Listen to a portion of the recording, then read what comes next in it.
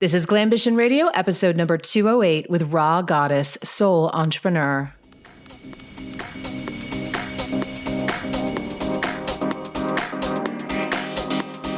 Welcome to Glambition Radio. I am your host, Allie Brown. I'm an entrepreneur, mentor, investor, and mom of twins.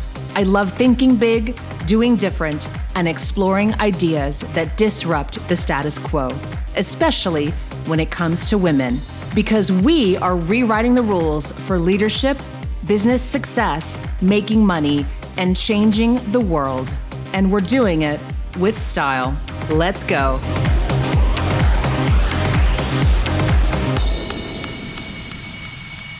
In 2016, this amazing woman walks in my door, hiring me for a VIP day just to bounce around some strategies and ideas for the next level. And I am blown away. Her name is Rha Goddess. She has worked with many names you know as their personal coach.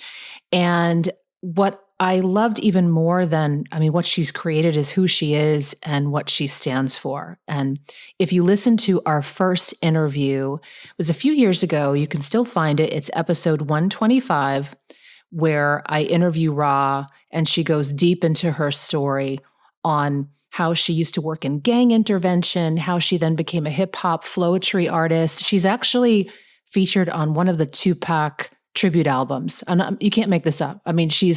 She has this solid street cred background and then transitioned into helping people stay true, get paid, and do good, she says. And I'm so thrilled she has a book out now. It's called The Calling. And it's all about unleashing your purpose and talking about how we're moving from the age of the celebrity to the age of the citizen. So get ready for a really deep conversation today. You're going to hear me open up a lot too, and like how I've been dealing with all the transitions. Essentially, the show today is about moving from victim to vision. Reminder that Glambition Radio is brought to you by The Trust, the new private premier network for 7- and 8-figure women entrepreneurs. If you or another female leader you know is craving more powerful connections, more elevated conversation, and a modern platform for connecting with other high-performing women globally, visit jointhetrust.org for more details and to request a brief informational interview. Shout out to 2 reviews we got before we get started, because I just love saying thank you. It really means so much to me and my team when you take the time to write us a quick review on iTunes. It really helps more women discover the show. So I want to thank Natalia Perry, MC. Allie's podcast is a must listen. She and her guests are knowledgeable, strong women who are helping other women expand their lives and businesses. Thank you, Natalia. And Esther Bloom from Connecticut says, solid content, positive message. I've never missed any of Allie's interviews on Glambition Radio. I feel like she gets me and understands the struggles of growing a business that women face. I didn't know that other female entrepreneurs were having the same issues I was until I listened to Allie's show and understand we're all in this together. Thank you, Allie, for these incredible shows. Thank you, ladies, and thank you, Rha Goddess, for spending this time with us for this incredible interview you're about to hear. You will want to listen to this one more than once. Rha, I'd like to know where you are right now. I'm in California. And are you sheltered with your cute hubby? I am sheltered, thank God, with my cute hubby. Now, based on your past travel patterns, this is a lot of together time for you two. I'd like to check in and see how you are. Yes, we are doing great. I am so proud of us. Really? I will tell you. Aww. What helps, Allie, is we had a good 16 years before we went into this crazy bi-coastal, what world are you in right now? Reality. Yeah. And I think it helped us, certainly. But I am one of those people who can be by myself for extended periods. Like I think I was a monk in another life. Mm-hmm. So I have great comfort in being alone. Yeah. I miss that right now, to be frank. So I'm proud of us, in terms of what we're doing. Because he's still not that person. I love my husband. I love that man. I love these kids. I love my mom. She's in the seat in the back. And I went for, we had a laugh before we got on the recording today, everybody, because one morning that I didn't have a call until, at least 10. And I'm like, perfect. I'm going to get out for a hike. It's like 80 degrees. It's stunning. And we're very lucky to live minutes away from, tens of thousands of acres of hiking. Like you could walk half an hour, not see somebody. It's just pure bliss. And you're just back in nature, and nature doesn't care what's going on. There's like snakes wriggling by. There's the bees are out. Everything desert bloom. It's just beautiful. So I'm walking and I'm like, took a new trail. Suddenly I'm like, oh shit, I gotta get back. I texted you. I had to wait till I got back in range. I texted you and I'm like, can you do a half hour later? Because otherwise, like, this is going to be crazy. The alone time right now is just precious. It's precious more than ever. But I'm so glad that, yeah, you guys are doing great. I was thinking of you. So, just context for everyone. We were recording this and like, mid to late April. There is a lot of unrest, unease with a lot of people as we're talking about this right now. And, I took out your book again to brush up on it before we talked. And I want to just know right off the bat, how do you feel this message is relevant in today's times and the insanity that is overtaking the world? Yeah, it is everything right now. It is everything. I've been describing this moment, Allie, as the sacred pause. Like I genuinely believe that this is about resetting humanity right now. And so what do I mean when I say that, right? We came out of January 2020. It was like we were shot out of a cannon. Do you know what I mean? It was like new decade, new year, new we were all like, it's going to be my best year ever. Oh, do you remember that? My God, we were out of control. We were straight up out of control.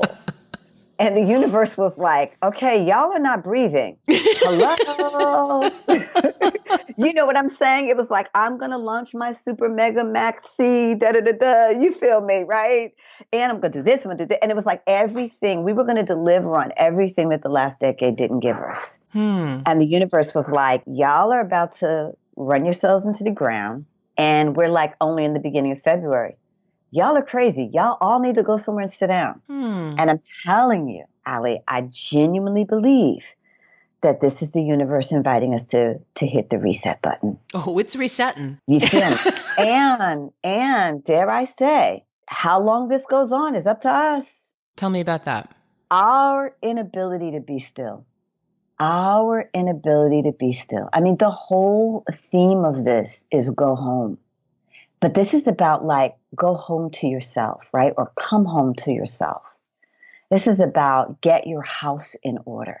This is about tend to your foundation, however you define it, right? So for some of us, Allie, it's about our self-care game, right? Like, we got the kids and the business and the house and the in-laws and you know what I mean, right? And the extendeds and we don't breathe. We don't stop. We don't pause for anything because we are full on in the day-to-day demands of everything that is pulling on us. And I believe what we're seeing is how hard it is to stop, even when our life is at risk, right? Like, I remember being in conversations with a number of my beloveds, early on in the topic, making the rounds, just checking in to see how folks are doing. And they're like, I can't get my 75-year-old mother to stop going to ShopRite every day. Like I'm having the talk. She doesn't understand why she can't go to bingo. She doesn't, you know what I mean? It's been profound, right? These conversations. And so the thing that I have been inviting our community to do is to observe ourselves right now, is to notice where is the anxiety for us and what's it attached to? Like, what is it that we're feeling the urgency and the angst around right now? Is it the same for everyone, or is this a personal thing for each of us? I say there are common themes, right? I think it's striking people differently, but I would say there are some common themes, right? So one is, if you are someone who is a professional caretaker, and you and I both know that the best entrepreneurs usually are, you want to watch yourself go into full-blown caretaking mode right now, right? And the degree to which you are carving time and space to tend to you, which is what I really believe the invitation is for those of us who are mega caretakers. The other thing that I think is going on right now is being aware of the nature of home for us. So for some of us, home is our haven. It's our sanctuary. It's our sacred place. And we've invested a lot to get home to be that for us. For others of us, home is not a happy place. It's not a great place, not a place we want to be. So we have overcompensated in the business or in other aspects of our life, right? And we are now having to deal with the unfinished business of home, right? And, that's everything from the quality of our relationships to, oh my God, that closet that I have been walking by for the last 3 years that I have been promising myself I was going to clean out. Right? So some of it is about the nature of our physical space. And for some of us, it is about the nature and the quality of our relationships. Right? And so, this home piece is deep because it's landing differently for every single one of us. For every single one of us. For some of us, it's about our finances and what we're being asked to look at in the context of our money. I'm going to jump to that because I'm going to play devil's advocate for a minute, if I may. Yeah, go This ahead. all sounds great for those of us who, the biggest uncomfortable thing is that we just have to work with our spouse in the house and the kids and all this stuff. And we're still, making a decent living, right? Yeah. There are some people listening right now who have been told by the government, now you got to shut down your business. Yeah. You are not allowed to make money the way you did before and in no familiar way that you could even get your hands on right now and sit at home. What do you tell those people about the big pause? And this is for humanity, because they may be going like, I'm not feeling that right now. I'm sorry. I'm angry. Yeah. I'm angry. There's a lot of anger right now. Yeah, I get it. And I think what's important to do is to sit in the anger and listen for what the deeper information is. And I say that, Ali, because sometimes we don't feel entitled to have the anger. Right? We want to move through the anger. We want to get over it. We want to get past it. But the truth of it is that the anger actually has wisdom. Right? And I say it because for every single one of us, there's a bigger opportunity, a huger opportunity that if we stay stuck in or attached to what we think it should have been, we can miss it. We can miss it. Right? So I'm going to take us all the way there. Let's go. I just launched a book. I was on tour. Booked through the middle of 2021. Right? And on the tour, Ali, there was a part of me deep in my psyche that was like, it was incredible. The interactions, touching communities, being engaged, hugging people, signing books, incredible. And there was a part of me that was like, is this the highest and best use of me right now? And that sounds bold to say, right? But is dragging myself from one end of the country to the other the highest and best way to do this? In that traditional book tour. Real, yes. Yeah. Real talk. Well, you looked great, by the way. I saw some photos. Well, at least you got some good. It was moving. Good social. I regret nothing, right? Like in the sense of, and I love in person. But it has been nice to have a little break. You understand? Yeah. I was too. The other thing for us was we had been learning so much through the tour that I was like, man, I wish I could pause this for like 6 weeks to revamp some things in my internal structure so that when we go back out, we would really have our ducks in a row in a particular way, right? 3 weeks later, here I am. And we're doing that work. Like we're taking the time to do the internal realignment work that I wished we had done and ready when we launched in January.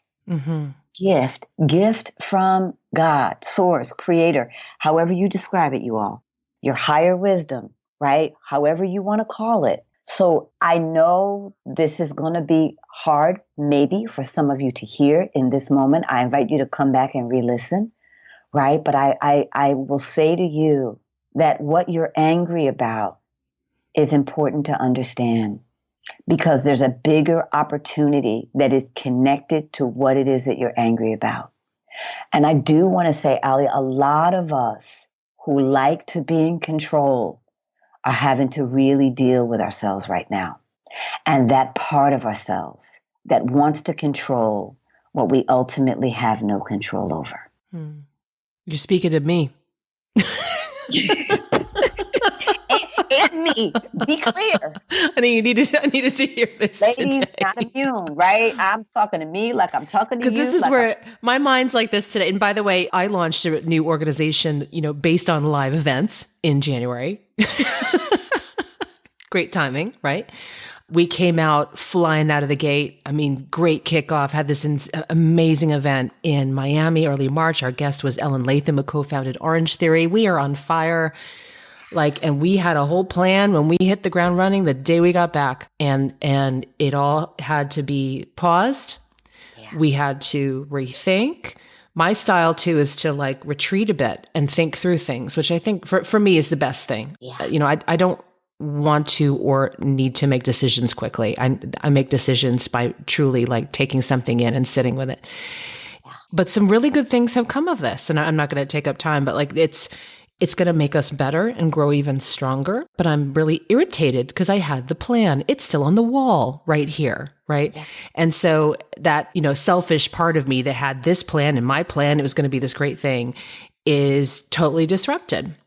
And there's a lot of things in our lives that are being disrupted. And then there's the whole meta factors, like education was just completely disrupted. Yeah. So those of us too have been asking for a virtual option. It's funny, for years. Suddenly these schools had it figured out within a 14-day period, by the way. Yeah. And so my kids are here. Amazing how that works, right? Isn't it funny? Amazing how that works. Yeah. It's the disruption in especially antiquated models of society, government, all that.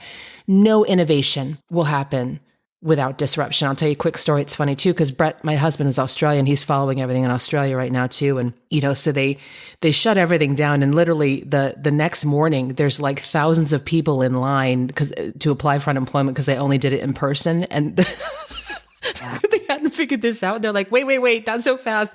They had that figured out within 48 hours. Yeah. And so, there's some great things from that. But let's talk about, in the book, especially, you talk about your personal economy. I think that's extremely relevant right now. If we can just go along with this money theme too, because people are dealing with it on so many levels, whether it's you have a current business that's running that you're restructuring and pivoting and changing things to keep it coming in, or your entire base of income has just come to a halt.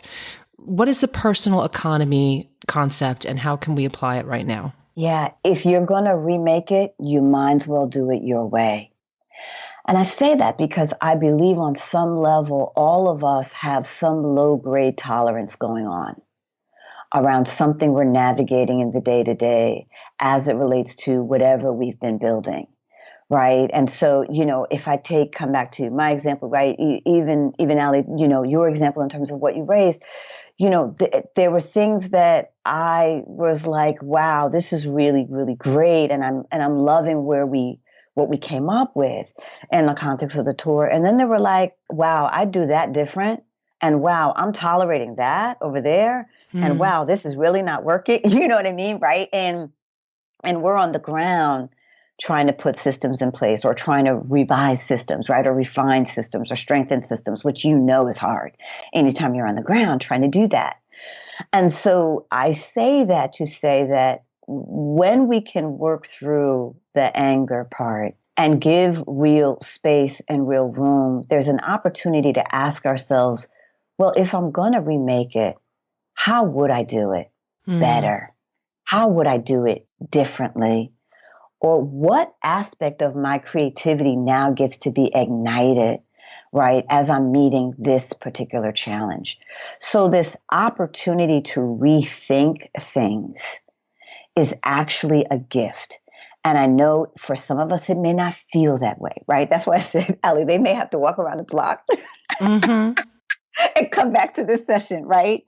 But I respect you all too much to not bring it true.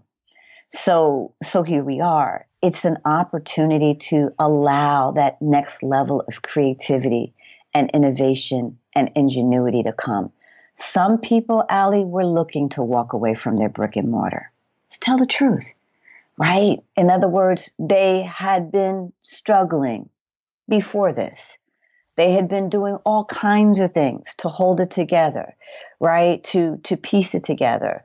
And now they're in a conversation of like, wow, God just took brick and mortar off my hands. Now let me think about how I want to do this differently, right? For other people, it may be a matter of knowing that gathering is important and integral to what you're building. And my God, could you imagine after sitting here for however many months this is or will be, how much people are going to want to gather again? Yeah. Right? So you get to be on the leading edge of that next moment because we're not going to stay here. One of the things we can guarantee is that this is going to shift. Mm-hmm. And when it shifts, will we be ready to meet the new demand? Will we be ready to meet the new frontiers that are going to evolve and emerge as a result? So it's like if you can tap into your creativity, if you can tap into your imagination, you have the opportunity to give license to a whole host of new ideas and opportunities for how this can be different and better. It's a calling. Yeah. It's the calling, right? So when this all first started to happen, did you actually start thinking, wow, this actually could be the best time for this book in your lifetime? It is becoming very, very clear in just the ways in which people are responding to the book, in the ways in which people are responding to the conversations and the work that we're doing now. You know, I could certainly not have predicted that it was going to show itself in this way, but our theme for the year was You Are Called. Literally, our theme for the year was You Are Called. And it was all about our ability to listen to our higher wisdom, to listen in those ways that we often don't afford ourselves or allow ourselves, because there is information moving, ideas moving, solutions moving in those quiet spaces that we often don't give ourselves the luxury of having. So this slow down moment is a great opportunity to get clear about a lot of things. Can you go through the parts of your book and you've been saying this for years and now you're really expanding on it in the book in detail. It's the stay true, get paid, do good. Yeah. So the book is designed around the three fundamental shifts, which sit at the center of our value proposition as a company, which is that we teach people how to stay true, get paid, and do good. At the center of that is a redefinition of success. Because I believe, Allie, that people don't just want to succeed anymore. They want to succeed as themselves and on their own terms. I think that's why a lot of us have started businesses, right? And when you look at the 2008 recession and sort of what I believe is going to be the parallel between what happened in 2008 and what's, occurring now is we know that entrepreneurship exploded coming out of 2008. Because we were in a similar context, right? And so this opportunity that we're in now is about really looking again at what is important and how are we defining success, and is it really on our terms? And I interrogate even deeper, particularly with our entrepreneurs, because some of us, Allie, are prisoners to our dreams. Say more. We've built the thing, but we built it in a way that required everything we had to give and more. And now that it's successful, we're miserable. And we want to work in a more elegant way. We want to work in a more aligned way. Or maybe we're in a different place and we want to offer something different. It's hard to give yourself permission to do that. You understand. And the disruption, I talked a lot about the big shift I made in 2015 when I started shutting down programs, and people are like, what are you doing? No one else knows what's going on inside of you when you feel you have so much more to offer the world and it's not even being tapped into. Yeah. It takes great courage to pivot when you're succeeding. Right. And I don't think we talk enough about success. I don't think we talk enough about the shifts and the changes and the growth and the evolution that we go through. right? And so, I'm already working on the second book, FYI. It was like the first one came through and then the second one dropped, right, Allie, right in my lap in the middle of What's this, the right? theme? What's the theme? You don't have to tell me the title, but. It's going to be about ambition. Absolutely going to be about ambition, right? Mm-hmm. As someone who has spent the last 30 years sitting on the front lines of people's ambition. Yeah. It's like the ambition hangover. Yeah. What happens when you get what you think you want? What When you happens party when all you get, night. you understand? When you see it, when you actually see it start to happen, what happens? There's a whole other metamorphosis that you're being called to go through. And postpartum is very real. Again, things we don't talk a lot about, right? Yeah. Because the external image that gets projected, we all know, isn't always what's going on inside. And so I say that because having had the honor and privilege to hold space for very, very successful people, some really well known, some not as well known, it is a whole other animal, right? Achieving it, sustaining it, maintaining it, growing and evolving inside of it, finding freedom and liberation through it. And I'm all about liberation and freedom. And so I start at that place because what I invite you to do at the beginning of the book is to get free. And part of that freedom is being able to make a commitment and a stand that you're going to succeed as you on your terms. Because I believe that that is the recipe and the only real recipe for true success. Yeah. So you're revisiting this. I mean, every level, there's a new level for this stay true. Yeah. You better believe it. You will spend your life staying true as a practice, right? Because at the heart of all of this is alignment. And that's how I define success. I believe success is a function of alignment. And how we line up in our true, in our paid, and in our good, right? So the first fundamental shift of staying true is all about moving from victim to vision. And when I say victim, I mean any place where we believe we're at the mercy of something bigger than us. And this is a perfect moment, right? We feel and can feel like we're at the mercy of COVID, right? Easy to feel that way.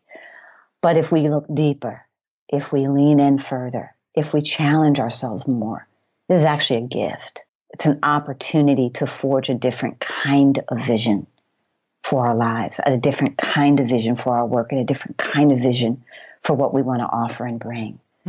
So people are being cracked open right now, and they are discovering their purpose and their calling. They are like, wow, I just got laid off from that job. You know what? I didn't love that job. Right? Here we go. You know what? I was pretending in that job. And yes, it paid the bills. And yes, I'm going to have to now really think through a transition plan. That may be true. That may be so. But man, if I'm now, if that's not security, because this is the real conversation, Allie. And where I believe the real rage is we are not secure. That all of what we've been sold about security is an illusion. So now what does that mean? If I'm hanging my security or I'm betting on something that is not guaranteed, and the truth is that a job is never guaranteed, and we don't need an epidemic or a pandemic to show us that, right? We've had plenty of examples of situations where we've walked into jobs and they've gone away for us. Right. And so this opportunity to ask yourself, what are you anchoring yourself in, is really the deeper conversation of the stay true. And so I'm saying that the commitment to stay true means that you are willing to always be listening for what is your truth in any given moment, in any given circumstance. And you're willing to do the work to align with that as a practice. Yeah. Right? Second shift, and one probably where we're going to spend a little bit more time because you asked me this question about personal economy. So I want to come back to sort of, even underscore that a little more here. The second shift is to move from scarcity to abundance. And in this conversation, I invite us to deal head on with money. What is it that we've inherited about money? What is it that we believe about money? What is it that we operate from when it comes to money? And to what degree is that serving the highest and most powerful expression of ourselves? And to what degree is it hindering or challenging us? Scarcity is a lie. It's a lie. And our willingness to ask ourselves, what is our money truth? Like, what is true for us around money is probably one of the most important questions we can ever ask. Now, listen, for some of us, we're like, look, if I can care for my family and anytime I want to do something, it's there, and we can have 3 great vacations in a year, I'm good. For others of us, I'm fancy. I want a big house. I want a nice car, right? I want to jet set a little bit. Like, that's the way I express myself. And what sign are you? I'm a Pisces. Okay. I was going to guess maybe Leo. I'm Leo. It's just a non-negotiable comfort and a little bit of luxury. Listen, it is what it is, right? For others of us still, I might not need a whole lot in my day to day, but I got a big vision for what I want to move in the world.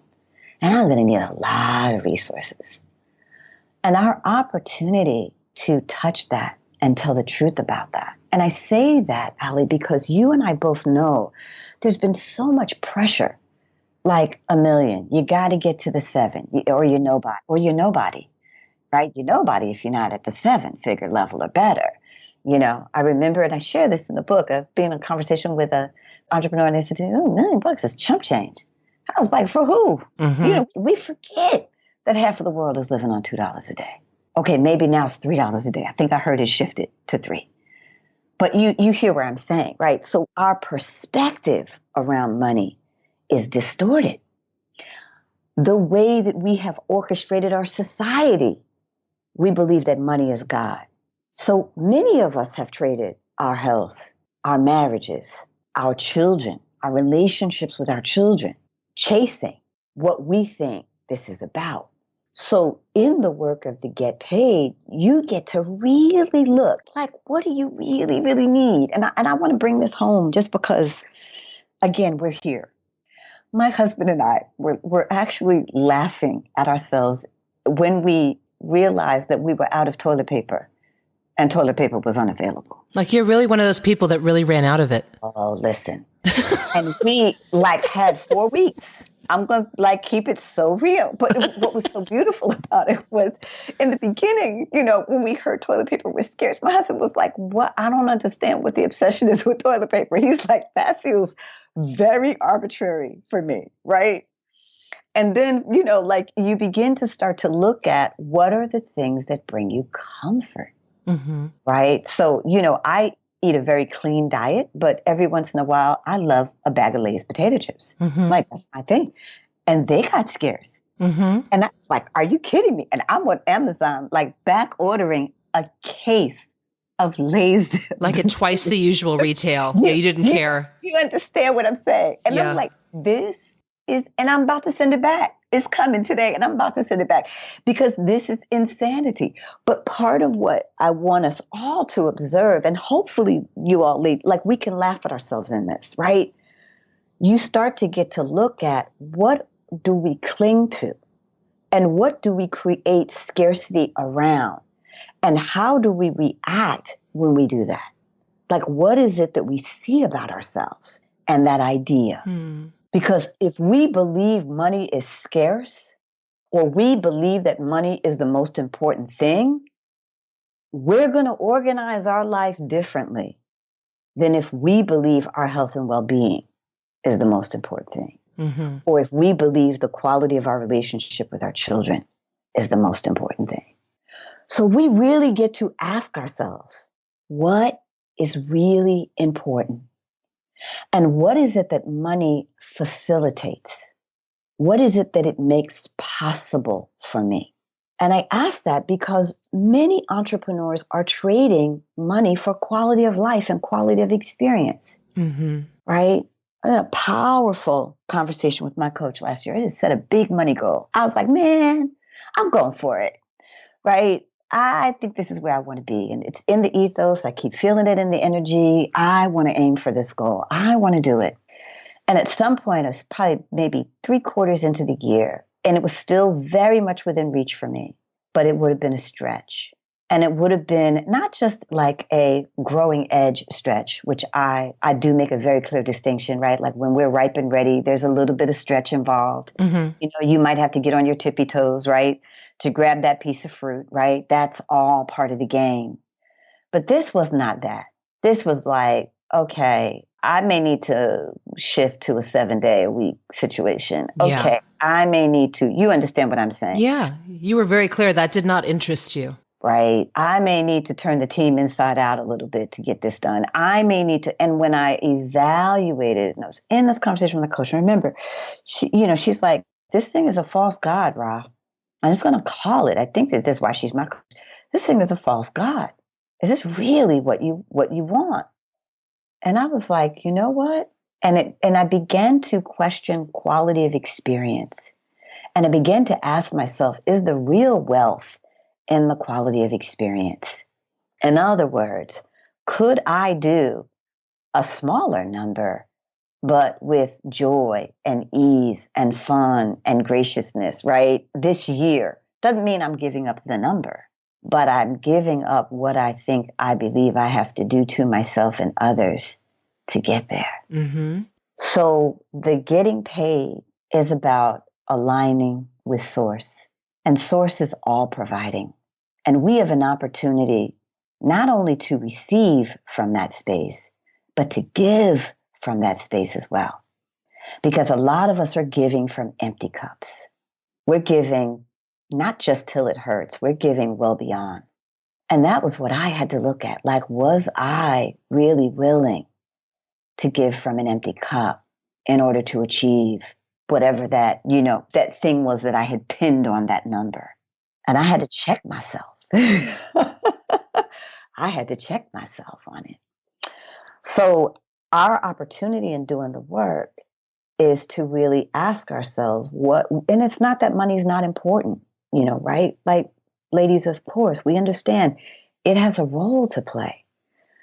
But our relationship with where we give from and our relationship with receiving in period, right, has the opportunity to undergo a radical reinvention. Yeah, because it could look different than you think it has to as well. Yeah. It could happen in different ways, magical ways. And I think this period of time right now is about discovering those new ways. Yes, that is exactly right. And it is what I've now devoted my work to. So the seeds and the ground of it are in this book. And then the next book, Allie, which we've already started to talk about, is really about how do you achieve what I call true ambition, and the conversation of what is that? What does that call for? Which is working very, very differently. Yeah. What about the do good? The shift that lives at the center of doing good is to move from fear to love. And it is very kindred, I'm sure you can feel this already, is very kindred to the money conversation, because so much of what lives or can live inside of our money is fear. And so much of what often lives in our conversation about contribution is the degree to which we believe we can or can't make a difference. Can I really matter? We look at the state of our world and we go, my God, it is going to hell in a handbasket with a big old bow on top. And can little old me really matter? Like, can I really, really matter? But here's the truth, Allie. All we want to do is matter. That's all we really want to do. And what lives at the center of our mattering is our love. And the degree to which we love and are willing to love ourselves, to love others, and the degree to which we're willing to be loved and to come from love and to work from love. And that doesn't mean that we don't hold people accountable. That doesn't mean that we don't take strong action when we need to. It doesn't mean that we don't stand. It actually means that we do that more, because we are coming from a place of love and dignity and respect. And our highest contribution lives in the center of that. And our do good isn't about just doing good work.